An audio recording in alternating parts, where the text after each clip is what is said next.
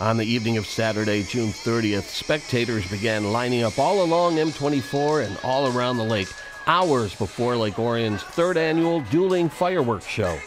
The Lake Orion Fireworks Association hosted a viewing party on Pelton's Point, which acted as a fundraiser for the annual show. So what will people see? What can they expect this year? Another fantastic show. It's it's truly a great event. This is all put on by donations, sponsorships. We can't thank enough of the people on the lake, the people in the community, and all the donations we get. It's because of you that we get to be able to do this wonderful show. And as Carl mentioned, we got a surprise for the finale, and this is, as you can see behind us, what an event, what a turnout we have here today. Ace Pyro returned once again to launch fireworks from two barges located east and west of Bellevue Island.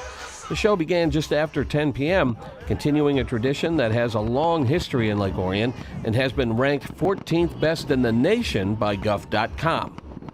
This started out many years ago before me, okay, and it started out with one guy doing fireworks off his lot, his house. He did a great show. The neighbors started contributing to it, got bigger and bigger and bigger.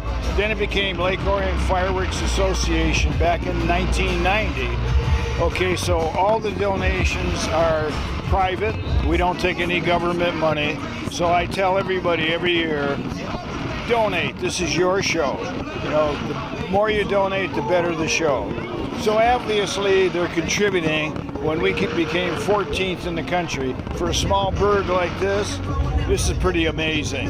And again, like Matt said, you know, it's the community, and it's people from near the community that dig in. We have over 100,000 people on a lake watching this.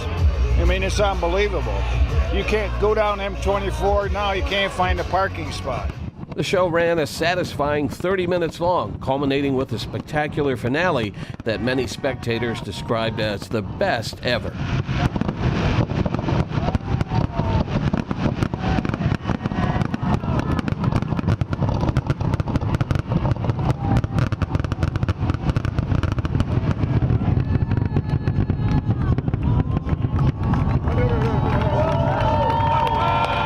From Pelton's Point in Lake Orion, this is Joe Johnson reporting for ONTV News.